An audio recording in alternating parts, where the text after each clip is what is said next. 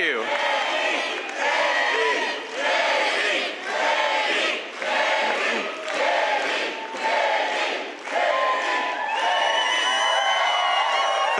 Thank you. Well, my friends, it is great to be in Charlotte, and in 43 days, we are going to turn North Carolina red and the whole country right along with it.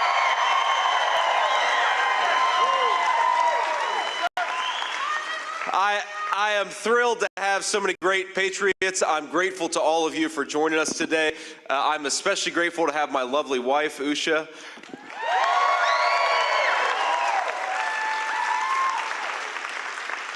Usha looks great in that dress, honey. I love that dress. Thank you. We've also got some other distinguished guests here. I want to give a shout out just before we get started. We have got Congressman Greg Murphy. Where's Greg at? Greg, thank you for everything, man. Thank you for your leadership.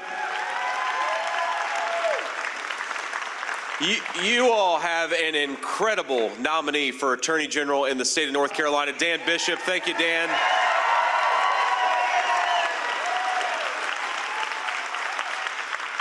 We also have Republican nominee for Labor Commissioner, Luke Farley. Where is Luke at? Raise your hand. Luke, thank you, man. And then we've got Republican nominee for North Carolina Auditor. We have got Dave Bollock. Where's Dave at? Thank you, man.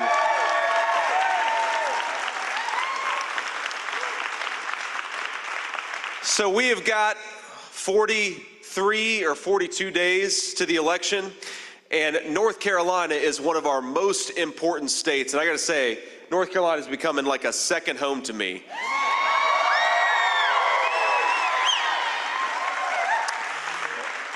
But North Carolina is a second home to me, and it is going to be the state that turns this country red. We're going to send Donald Trump back to the White House, and we're going to do it thanks to the great patriots of this state.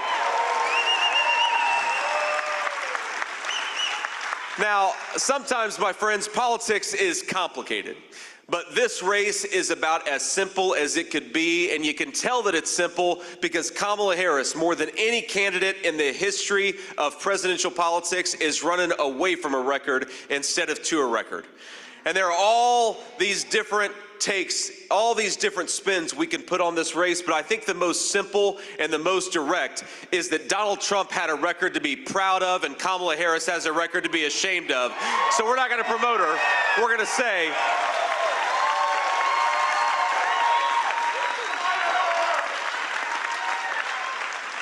now, it's funny, Kamala is as afraid of the American media, even though most of the media is friendly to Kamala, as she is some of the most hostile leaders all over the world. And I happen to believe that if you have a vice president who is terrified to speak to the American people and terrified to give an interview to the American media, that she belongs nowhere near the Oval Office. I mean, think about this. How can we trust Kamala Harris to represent us in front of the most dangerous regimes in the world if she won't even sit for an interview with the American media? Now, I say that, and I admit that I'm a little biased here, because part of the reason I think Kamala Harris should do some interviews is because the American people deserve it. But part of the reason I want Kamala Harris to do some interviews is because every time she opens her mouth, I think Donald Trump and I gain about 100,000 votes. So,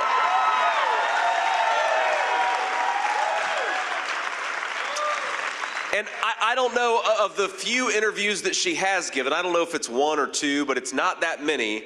It's funny to try to have her answer what her actual plans are for the American people. You know, the press back here, we've got some reporters and we'll take some questions in a little bit, but the press will ask Kamala Harris, what is your specific plan to lower the cost of groceries, to lower the cost of housing, which of course have gone up wildly under the policies of Kamala Harris? And you know what she'll say? She'll say, well, I grew up in a middle-class family, and I know the struggles. Or she'll say, you know, when I was a little girl, my parents had a very nice lawn. She'll say anything but what her actual plans are to lower the inflation that she caused.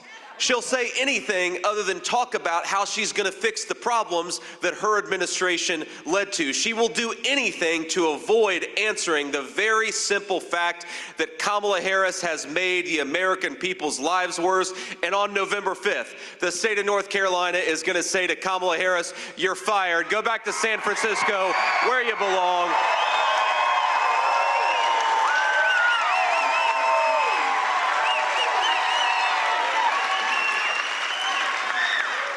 Now, let's just go through the ways in which Kamala Harris has made the lives of North Carolinians worse off. You know that it costs over $1,000 more per month to afford the same things that you would have afforded 3.5 years ago. That's more than $12,000 a year just to afford the same quality of life as when Donald Trump was president. Now, that's not it, of course, because everything has become more expensive under the policies of Kamala Harris. She casts the tie-breaking vote on almost $4 trillion of wasteful spending, where she taxed money from the American taxpayer, sent it off to China and to foreign regimes all over the world, printed money we didn't have to give it to other people, and now the American families can't afford basic middle-class necessities. You go to a grocery store, the price of eggs when Donald Trump left office was about $1.50 a dozen. The price of eggs, the average now, is close to $4 a dozen, thanks to the policies of Kamala Harris. And I'll tell you, I know this very personally because my kids, we got a 7-year-old, a 4-year-old, and a 2-year-old, and they eat a whole lot of eggs every morning. So I feel it as much as anybody. I see it as much as anybody because we are, it takes a lot of food to feed 3 hungry kids. Now, we took our boys, actually, I'll tell you a story. We took our boys with us on the campaign trail just a couple of days ago when we were in Pennsylvania. And we went to a Hispanic grocery store in Reading, Pennsylvania, and my 2 boys came along with me. And it illustrates how, sometimes kids, their personalities are just inborn, Because we took our 7-year-old boy and our 4-year-old boy, and we go to this grocery store, and I was so proud of my 4-year-old because he set a goal for himself that he was going to do 100 reading lessons with his mama, and he actually accomplished that goal last Saturday. So we're very proud of our 4-year-old. Give him a round of applause.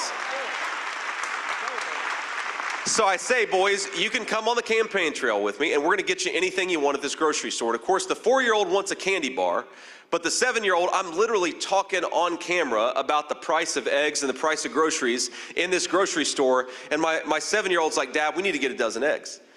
And I'm like, "Son, when I said you could get anything, I meant like a Snickers bar or an ice cream." And he's like, "No, Dad, you cooked the last 3 eggs this morning. If we don't get eggs, we're not going to have any more eggs." And the 7-year-old, he's got his mama's personality. Very practical, worried about whether we have enough eggs.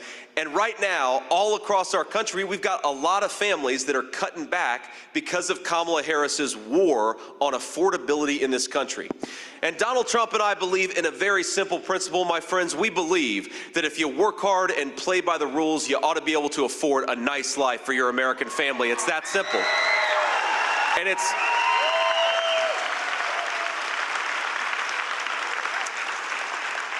And that is not that hard. We just got to get better leadership and common sense economic policies back in the White House. We got to get Kamala Harris out of there and put Donald Trump back where he belongs, leading this great country and pursuing common sense economic policies.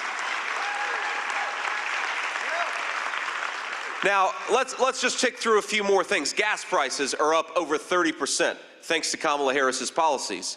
Groceries in total are up about 25% in the state of North Carolina thanks to Kamala Harris's policies. A gallon of milk now north of $4. Ground beef was about $3.50 a pound when Donald Trump left office. It's now close to $6 a pound thanks to Kamala Harris's policies. My friends, we could do so much better. And to the folks watching on TV or who will see clips of this is not hard. There are some things in politics that are hard, some issues that are complicated, but we just need to get back to common sense economic policies so that American families can afford to feed their children the food that they want. American families,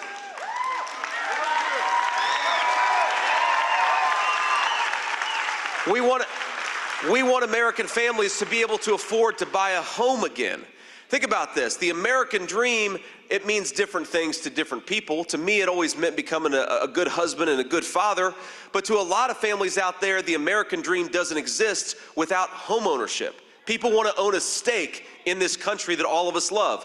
Well, thanks to Kamala Harris's policies, housing is 56% more expensive than it was just 3 years ago. Now, I know a lot of us know young Americans, young families, our kids, our grandkids, and we just want them to be able to afford that American dream of homeownership. But thanks to Kamala Harris, it's not happening. And we got to remember, it's not just because Kamala Harris cast that tie-breaking vote on trillions of dollars in new spending. It's also because Kamala Harris let 25 million illegal aliens into this country. And as much as the media doesn't like to talk about this, when you let in 25 million people into your country that shouldn't be here, and you have them compete against Americans for scarce homes, that drives housing through the roof, and that's exactly what we've seen. This border invasion has made homeownership unaffordable for the majority of American families.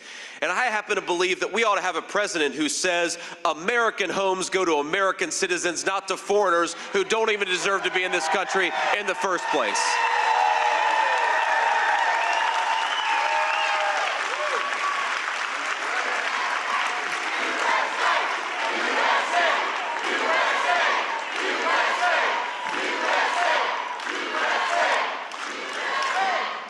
Now, here's the other problem. We talk about the border crisis, because that is maybe the most significant unforced error of Kamala Harris's administration, is we have got 25 million illegal aliens.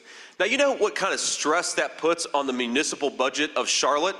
You know how hard it is to afford to provide housing and health care for your citizens when Kamala Harris lets in millions upon millions of people who shouldn't even be here. And that is exactly what she has done. Thanks to Kamala Harris's policies, you've got a lot of American families and a lot of American cities that can't afford to provide basic necessities to their citizens. But it's also just a huge problem for crime and public safety. Now, a lot of you know my personal story. A lot of you know that I grew up in a working class family and I was raised by my grandmother. I called her Mamaw. Like a lot of Appalachian people, I called my grandmother Mamaw. And by the way, let's give a shout out to all the great grandparents in the room right now who are helping take care of kids. We love you.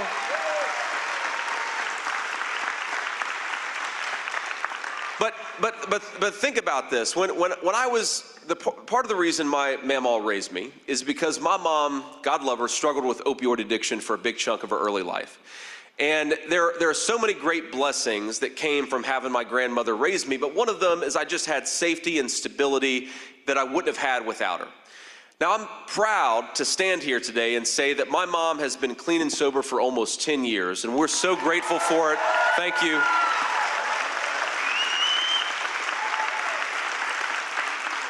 And for those of you who are struggling with addiction, or those of you who have families struggling with addiction, there really is hope in recovery. But there's only hope in recovery if we give people that second chance that we know all American families are eventually going to need from time to time. And I remember as a teenager, my mom had taken something that she shouldn't have taken, and I was so terrified that she was never going to wake up from this coma. And I was in the hospital, and, a few days, we didn't know what was going to happen. And I remember just begging, good Lord, Jesus, please let my mom wake up this time.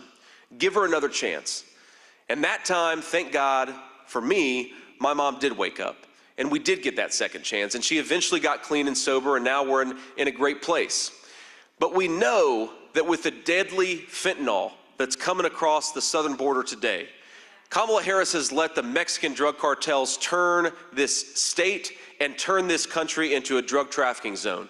I really believe that if the poison Kamala Harris lets come over the border in 2024 was coming over 10 years ago, that we wouldn't have got that second chance with my mother. And so we say to Kamala Harris, to every illegal alien, to every person who has contributed to this border crisis, we need a president that's going to go to war with the Mexican drug cartels, not invite them to do business in this country. And that's why we're going to make Donald Trump the next president of the United States.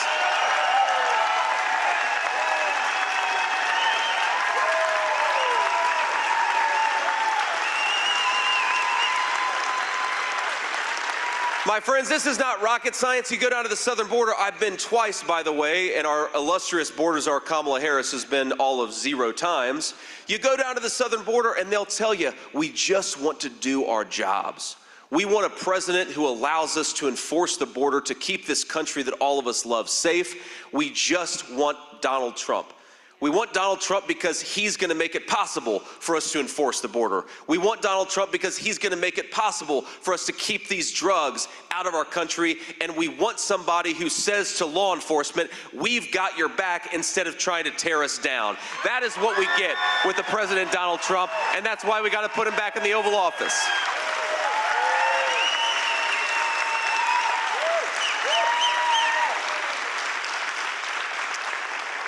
Now, here's something that really bothers me about the American media. And like I said, I'll take a couple of questions here afterwards. But what I've noticed from the Kamala Harris campaign, it's not just that her border policies are a total nightmare. It's that Kamala Harris thinks that you're a bad person for thinking that she's doing a bad job. And you see this in some of her messaging over the last couple of weeks, where we've talked about the unbelievable toll that has been caused by illegal immigration. There are communities in the state of Ohio where car insurance rates are going up because the migrant flood that Kamala Harris has let come into our country has made the streets less safe to drive. And of course, that means the car insurance rates go up too. We've got local services, local schools, even in this state, even some of our small towns in the state of North Carolina, where they've had a massive influx of children who don't even speak English. And I've got nothing against those children, by the way, but when you drop a bunch of kids into our rural school districts that don't speak English, then who suffers? It's the children in those districts who deserve to get a good education and aren't, because of Kamala Harris's policies. And I happen to believe that we are, my friends, I think that we're the most compassionate country in the whole world, and I don't want to change that. But for American leadership, our compassion must start with American citizens. It must start with people right here at home.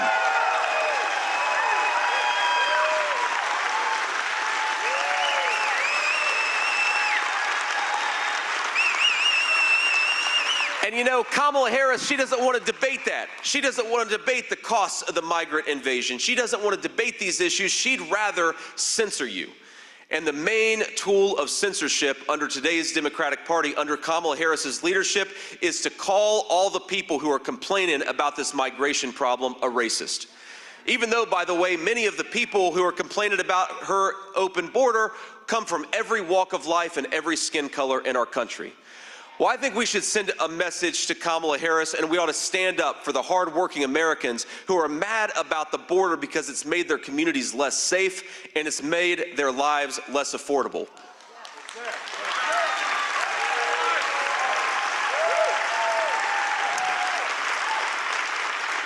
And our message to Kamala Harris is, how dare you call people a racist for wanting to close down that wide open border? Our message to Kamala Harris is, how dare you call the citizens of your own country bad people because they don't want a flood of illegal migration in their country? Kamala Harris, how dare you attack the citizens of your own country for not wanting their children to die of fentanyl overdoses? Kamala Harris, how dare you call the citizens of your own country bad people? You're a bad person for causing this border crisis. We are not bad people for complaining about it.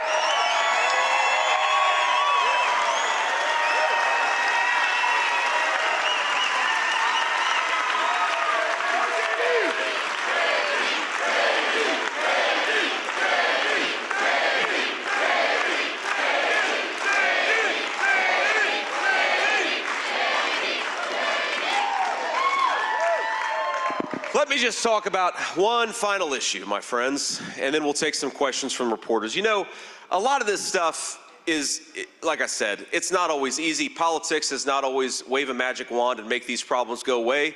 But the affordability crisis, because Kamala Harris refuses to answer the question of what she would do to lower the price of groceries and housing, of food and everything else for American citizens, Donald Trump and I have a very, very simple answer, and it starts with energy. It starts with a very simple principle: drill, baby, drill. You want to lower Americans' prices. Because here's what Kamala Harris has done. In the name of environmental policy, and of course we all believe in clean air and water. We want our children to grow up in this beautiful country that is clean of environmental toxins. But what she has done is, in the name of environmental policy, she has encouraged the offshoring. She's encouraged us to ship all of our energy and manufacturing jobs to China, which is, by the way, the dirtiest economy in the history of the world. If you care about energy and you care about the environment and you want a clean environment, but also if you just want American jobs, unleash the American energy sector, unleash the American energy worker. Stop shipping this stuff overseas. We got plenty of it right here at home. Let's get it from our own territory with our own workers. And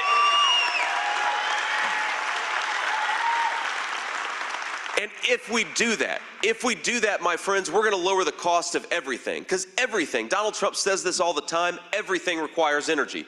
You want to talk about why our farmers are struggling? Because everything from the diesel fuel that they use to the fertilizer they use has gotten more expensive because of Kamala Harris's energy policies. You want to talk about why groceries are more expensive? Let's talk about the fact that our truck drivers are paying way more for diesel than they were 3 years ago, and they're, of course, the ones who are driving the groceries to the grocery store in the first place. You want to talk about why all of our manufactured goods, our construction equipment is more expensive? It's because it takes energy to make this stuff, and you jack up the cost of energy, and you're going to make Americans poor. So to Kamala Harris, we have one final message on the economy, and I've got some advice for you, Kamala, on how you can answer this question about your specific plans. No more word salad about how you grew up in a middle-class family. Unleash American energy, unleash American workers. That's how you open up this country, and that's how you lower prices for American citizens.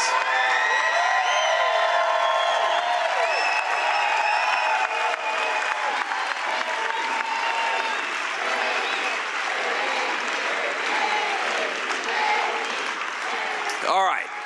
So I'm going to take some questions in just a second, but I want to, especially now while everybody's standing up here, I want you to take out your phones, and we're going to ask every single one of you to play your part. Because look, we're never going to have the biased media on our side, and we're never going to have, Kamala Harris lies about Donald Trump every single day and twice on Sunday.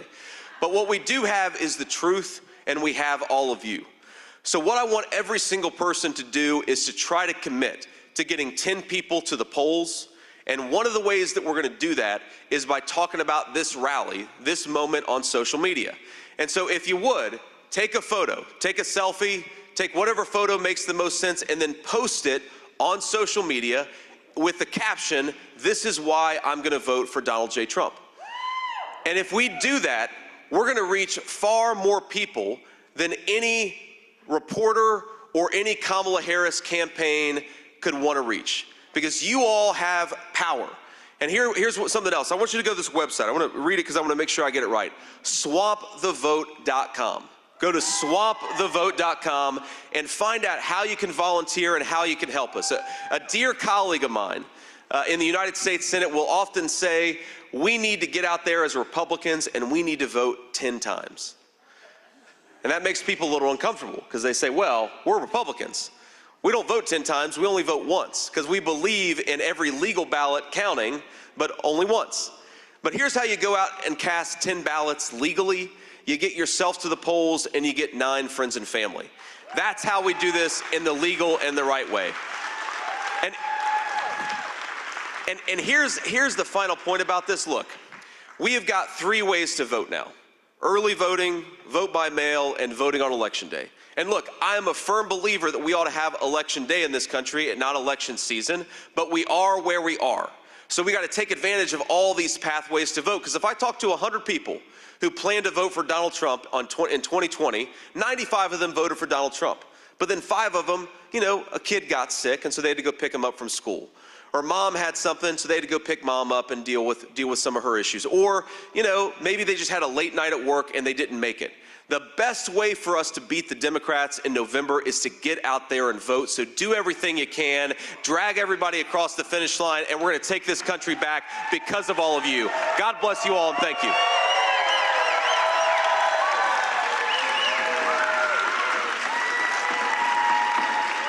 So I want to, again, thank you all for being here, and I know that we're a little behind on time, so I won't take as many questions as I normally do, but if we can, let's start with the local reporters. I unfortunately can't see it because the lights are so bright, so if you've got a microphone, just shout a question and I'll answer it. Hey, Senator Vance. Nick Oxner at WBTV. I want to ask you about Lieutenant Governor Mark Robinson. The Lieutenant Governor was with you on stage, with you in... Trying to ask the question, if you'll let me ask it. The Lieutenant Governor was on... I knew I'd get this. Senator, the Lieutenant Governor was on stage with you and the former president at your August 21st rally in Asheboro, but he's not here with you today. He wasn't with the former president in Wilmington in the wake of the CNN investigation. Is there something disqualifying about the comments uncovered by CNN that wasn't disqualifying about any of the previous comments he made? Is that the question? Look, here's my view on the Lieutenant Governor. First of all, what he said or didn't say is ultimately between him and the people of North Carolina. The people of North Carolina are going to make that decision. Now, look, I've seen some of the statements. I haven't seen them all. Some of them are pretty gross. To put it mildly, Mark Robinson says that those statements are false, that he didn't actually speak them. So I think it's up to Mark Robinson to make his case to the people of North Carolina that those weren't his statements, and I'm going to let him make that case. But look, I got to say, this entire episode illustrates something that is fundamentally broken about the American media. You've got in this country right now a record number of Americans who are dying of fentanyl overdoses thanks to Kamala Harris's policies. You've got a record number of young Americans who can't afford to buy a home thanks to Kamala Harris's policies. And you've got a record number of Americans who are struggling to buy groceries thanks to Kamala Harris's policies. The media ought to focus on Kamala Harris and her failure.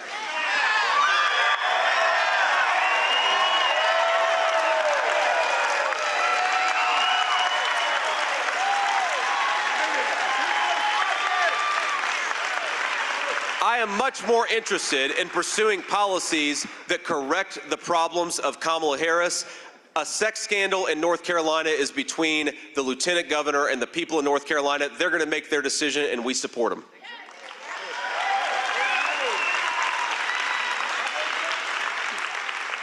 Senator Vance, Julie with WCNC Charlotte. I'm curious about the debate, how you're feeling ahead of it, how you're preparing, and should this be the last debate of the election cycle? Well, look, I think one thing that's true about the debates, and whether it should be the last debate of the election cycle, is that Donald Trump accepted a debate on Fox News and Kamala Harris ran from it. And if you think about the difference, between Kamala Harris and Donald Trump did a hostile debate with CNN, a network that's not friendly to him. He did a hostile debate with ABC where, remember, the moderators fact-checked him multiple times and didn't fact-check Kamala Harris when she said outrageous things. Remember, Kamala Harris, just a few weeks ago, you had American troops who were nearly killed in an attack by Iranian militias, and Kamala Harris had the audacity to say there are no troops in active combat. Where was the fact check from ABC for that?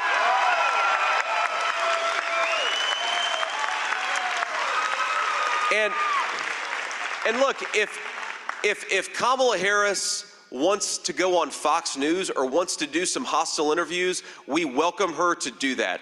But what me and Donald Trump are going to keep on doing is going everywhere and talking to everybody. We talk to the hostile media, we talk to the friendly media, we talk to the national media, we talk to the local media, and we do it because we think the American people deserve leaders who try to earn their vote instead of expecting it to be given to them.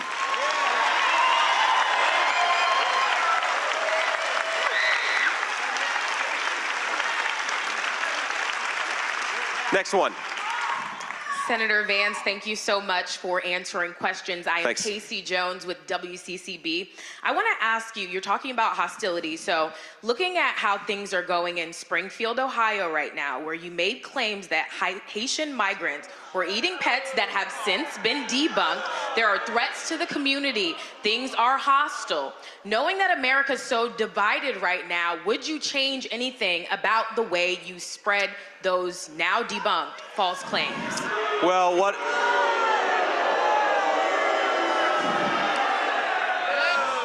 Look, what I have a responsibility to do in Springfield, Ohio, or any constituency in the state of Ohio, and if, God willing, the American people honor me by making me their next vice president, this will be my responsibility for the whole country. My responsibility is to listen to the people that I serve and not a biased media. And that's what I'll keep on doing in Springfield, Ohio, or anywhere else.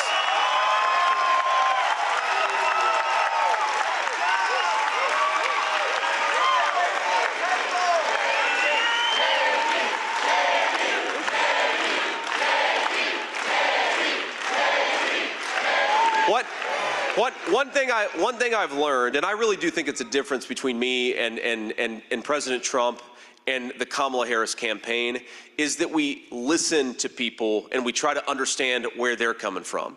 And think about this, that I've learned this in just 2 years in the United States Senate. When there was a train disaster in East Palestine, Ohio, a lot of residents came to me and told me a lot of things. And some of those things it ended up being not totally true. They were based on rumors. But most of those things ended up being based on reality. And they were treated like enemies by the American media for daring to complain about what's going on in their country. And I'll tell you, I promise that as your next vice president, to the American people, to the people of this great state of North Carolina, I will always listen to you. Even when the media attacks me, I will listen to you about what's going on in your communities, because that's what a leader ought to do.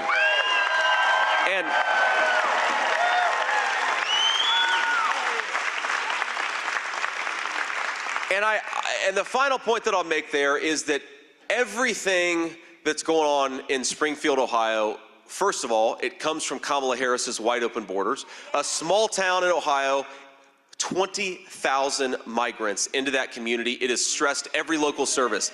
I wish the American media was half as interested in the stress on the local schools, the stress on the hospitals, and unaffordable housing as they are in debunking a story that comes from the residents of Springfield.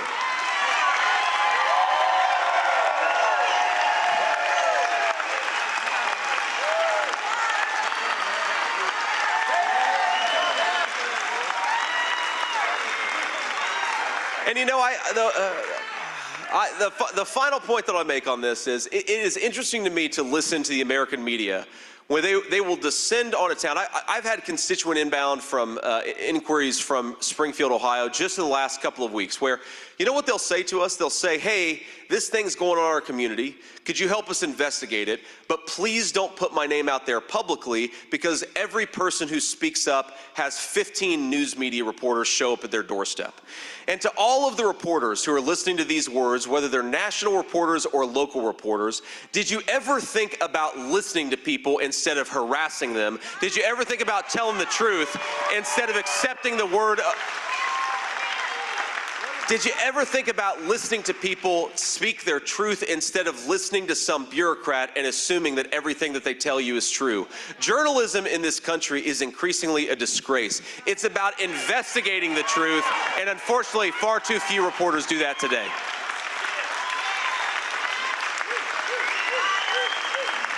Next question. Senator Vance, Yeah. thank you for taking our question. This is Kelly Kendall from WXII. You just called North Carolina a second home to you, but you also said that you want to leave this situation between voters and Mark Robinson. So I just want to give you one more chance here. Will you continue to support Mark Robinson in this campaign? I'll continue to support the people of North Carolina. That's what my job is as their next vice president. It's not to tell them.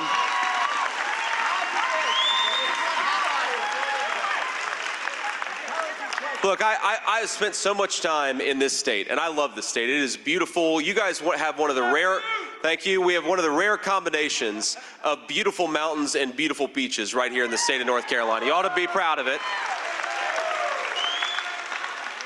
I joke with my wife that Ohio also has mountains and beaches, and she says, well, the hills of southeastern Ohio don't count, and Lake Erie doesn't count as a beach. So you guys kind of have us beat on the beachfront. But look, the people in North Carolina, when I'm here, and this is the second event I've done today, you know what I hear about? I hear about concerns regarding inflation. I hear about affordability. I hear from young people who want to be able to afford a home and worried they're never going to be able to. I hear heartbreaking stories from people who say, you know, my parents, they got married and they worked and they were able to afford a home to raise a family in, and I'm worried that's never going to be true for me and my children. Those are the people whose problems I am focused on, not a sex scandal, and not something that I think is fundamentally, the voters of North Carolina are focused on the right issues, and that's what our campaign is going to focus on too.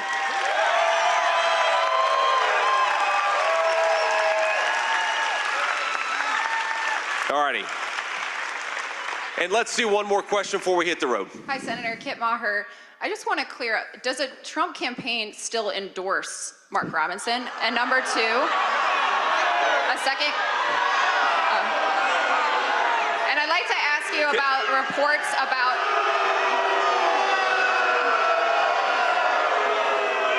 a second question about your debate prep. It's reported today that Go ahead, Kit, go ahead. Yeah, second question is about your debate prep. It's reported that you are enlisting the help of Tom Emmer to sit in for Tim Walz. Could you talk about that choice and how you're preparing for the debate? Yeah, well, look, Tom Emmer is a great representative from the state of Minnesota. He has not helped us out yet, but I think that we are going to try to call on him in the next couple of weeks as we really start to, think about how to make our best case during this debate. But look, on the Mark Robinson question, Kit, you've heard me answer it now 2 times. I've been asked, I think, 5 questions. Now, three of those questions have been about what Mark Robinson did or did not say 20 years ago on a message board. As I've said, that is Mark Robinson's case to make to the people of North Carolina. I'm not going to make it for him, and the people of North Carolina, they get to be the judges of whether they believe him or not. It's really that simple. Now,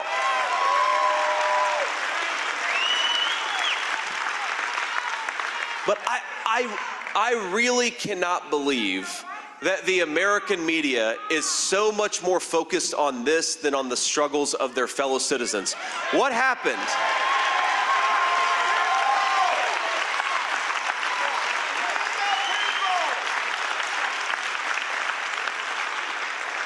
What happened to speaking truth to power? What happened to investigating the truth? If the American media wants to focus on a sex scandal, there are plenty of supermarket tabloids that are welcome, that would love to have you. Let's focus on the real issues that affect North Carolina. And look, final point I'll make on this. Look, people have found, somebody just behind me said Bill Clinton. That's a good point. Bill Clinton spoke at the Democratic National Convention. How many questions have been asked about his very interesting history? But what I'm focused on is not Bill Clinton or Mark Robinson's history. It's how to make the lives of the people of this state better.